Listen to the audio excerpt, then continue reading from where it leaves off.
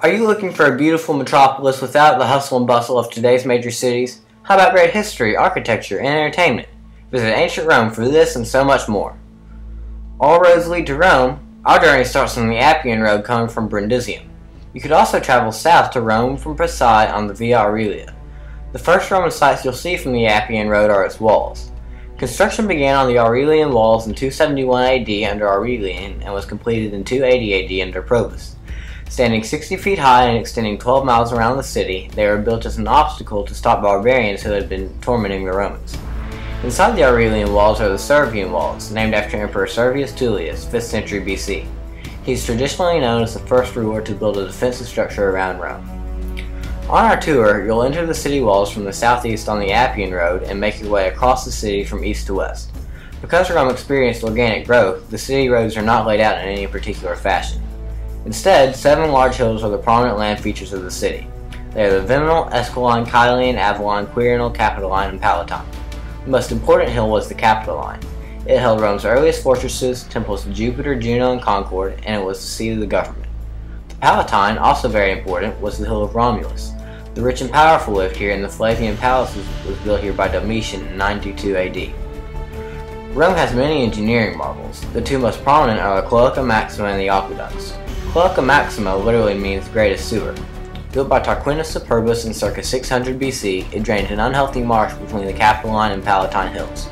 The reclaimed land became the Roman Forum.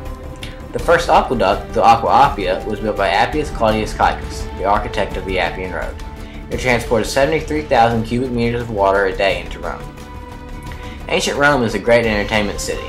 The Flavian Amphitheater, more commonly known as the Colosseum, was completed in 80 AD under Titus.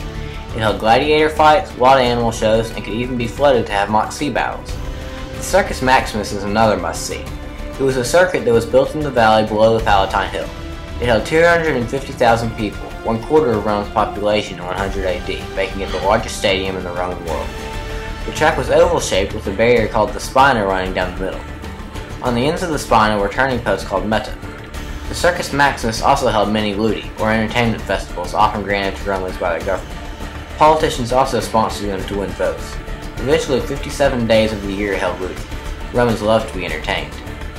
When in Rome, do as the Romans do and visit the Roman Forum. The Roman Forum was the religious, political, and social center of Rome. It was located on reclaimed land from the Cloaca Maxima.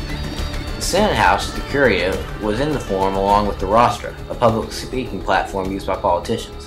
The Basilica Julia, a favorite gathering place of most Romans, was here. Mainly a court of law, it also had shops called tabernae.